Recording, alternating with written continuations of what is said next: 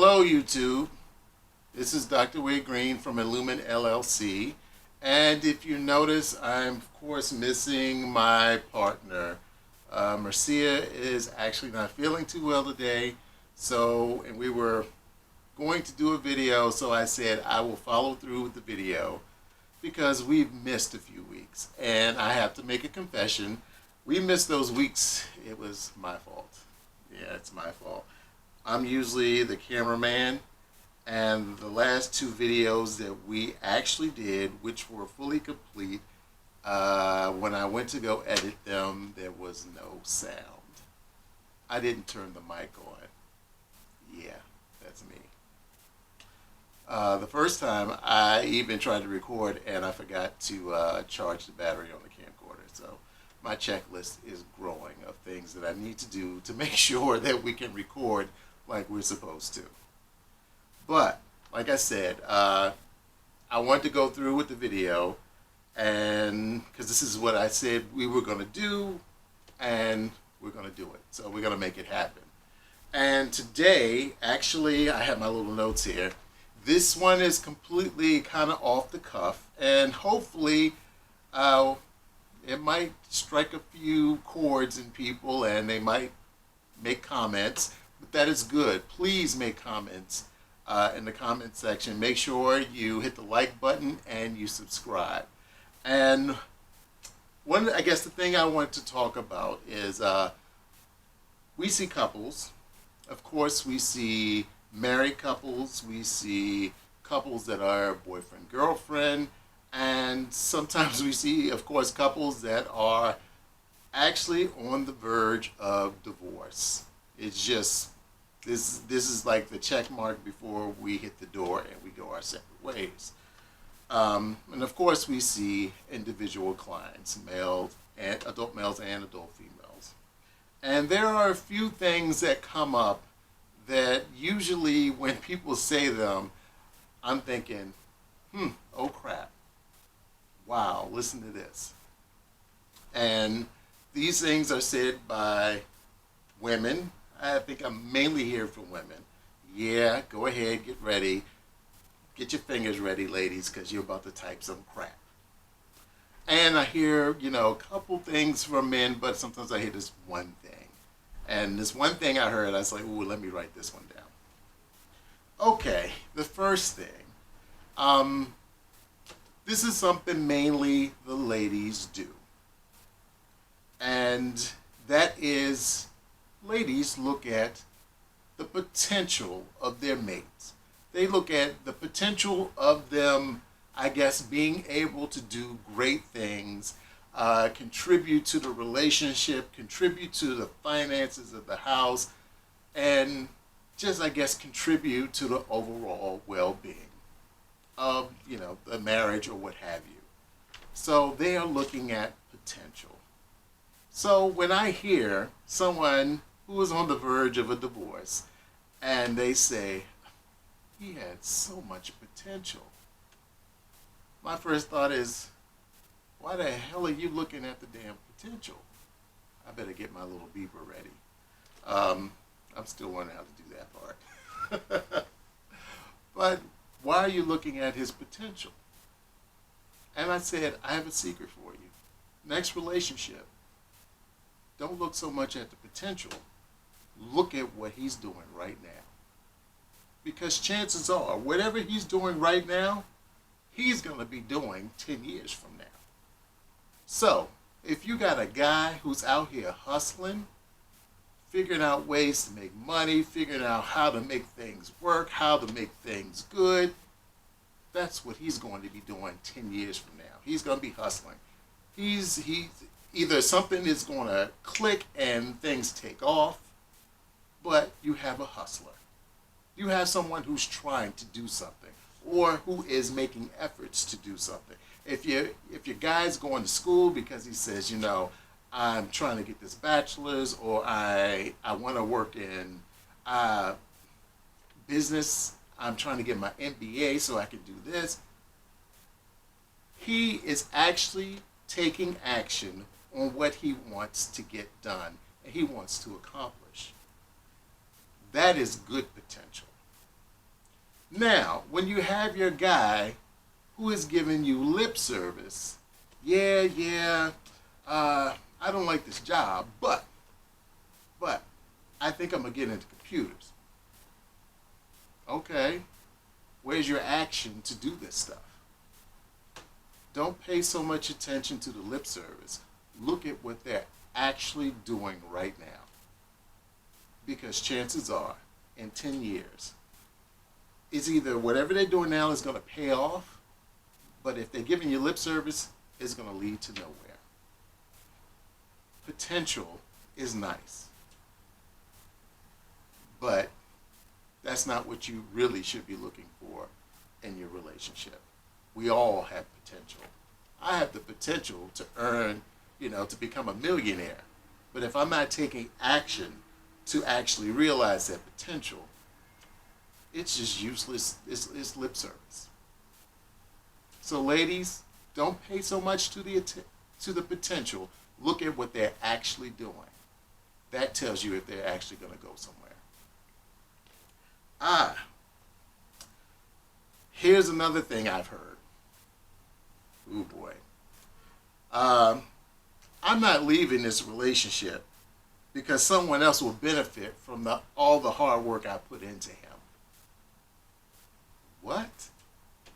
You're not going to leave the relationship, which most cases you think is bad, or there are huge problems because at this point you're in my office, and believe me, for the most part, nobody comes to the therapist in the beginning when the problem first starts.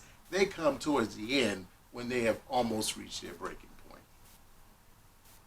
But this bad relationship that you're in, and you aren't ready to leave because you're worried about someone else reaping the benefits of your hard work. Let me tell you, ladies, your man is not a 401k. And if you're viewing him as a 401k, along with those returns come losses. Let me give you a secret, if you don't know already. Any man that wants you is going to do what he needs to do to keep you. He's going to do whatever he needs to do. A guy that really doesn't care one way or the other, he's going to do whatever it is that he was doing before, and he's going to keep doing it because he actually doesn't care too much if you walk out the door. So stop looking at your relationship like a 401k. It's not. Sometimes, just like with investments, we have to cut our losses because things aren't working out too well. Things I've heard, something I heard from a gentleman I had. And this was my question for him. Would you marry your mother's child if she wasn't pregnant? No, I wouldn't have married her. I wouldn't marry her. Yeah, I already know that. So let me ask you this. What makes you think it's okay to marry her now just because she's pregnant? If you knew you weren't going to marry her before she was pregnant, what makes it okay to marry her now? Is marrying her now going to make things any better? Let me break it down to you. No, it's not. In most cases, when you get married is a stressor. Because now you're not only thinking of yourself, you have to think, in consideration with someone else. Because you're not in this alone. Both of you are now contributing, which means, you both have to give 100%. And you can't think of yourself, just of yourself when you're married. Now, add into that equation a baby. That's a completely different stressor altogether. You are now responsible for this little human being.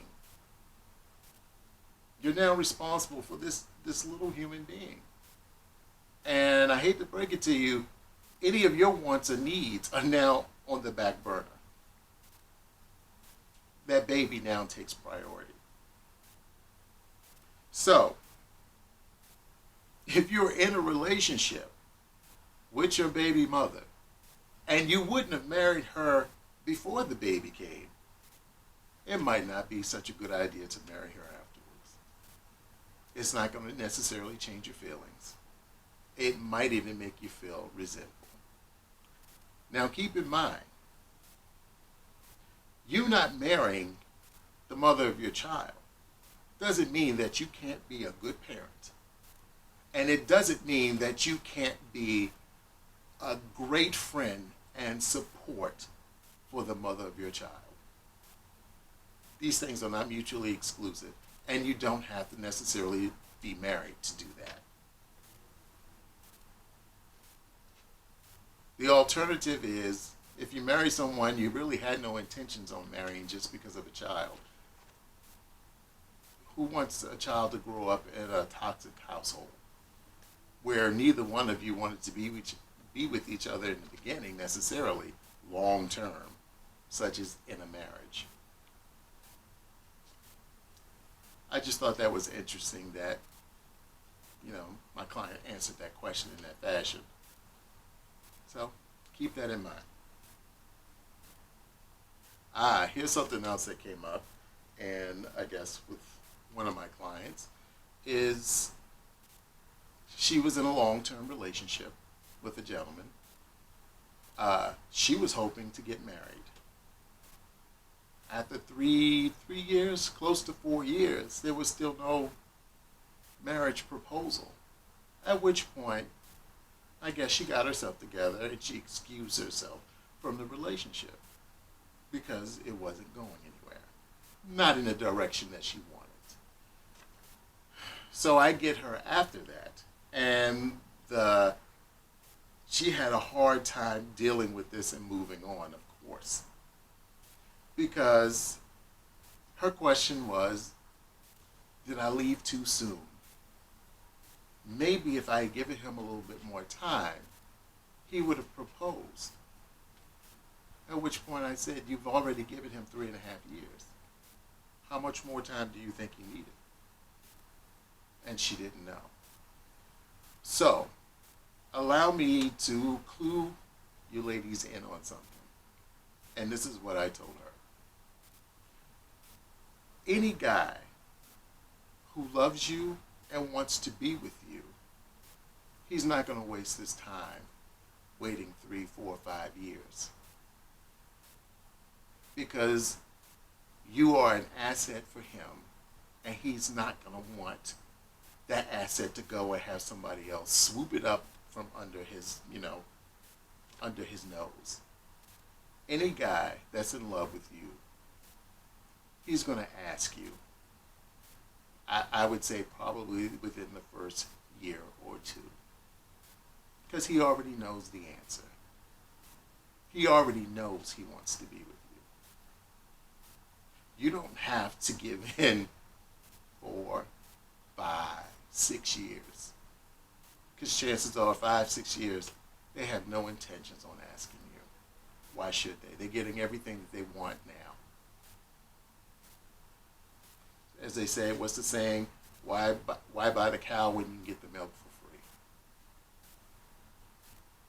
So, these are just a few of the things that I've come across dealing with, couples, married, divorce, relationships. And I just wanted to share them because I guess something came up today and it prompted this. And this was a little bit of free form. Actually, it was all free form. And I hope it sparked some things in the comments. And we'll probably discuss this again once Marcia gets back, because I'm sure she has some input to put in this. This is actually just, I guess, I'm a male therapist, so this is the male, the male perspective. So definitely, I hope you guys like this. If you hear something that, strikes a chord with you one way or the other, either I'm talking out the side of my neck or you completely agree, put it down in the comment section. Make sure you like the video and make sure you subscribe. And let us know if you want us to do more, you know, I guess conversational things, things that are insightful, things that elicit more communication and participation. Just let us know what you like. And we'll definitely do our best to, you know, meet the crowd, meet you guys where you are. But definitely, thank you for your guys' time. Had a little fun doing this. I was a little nervous like this, actually like this. So, like and subscribe, guys.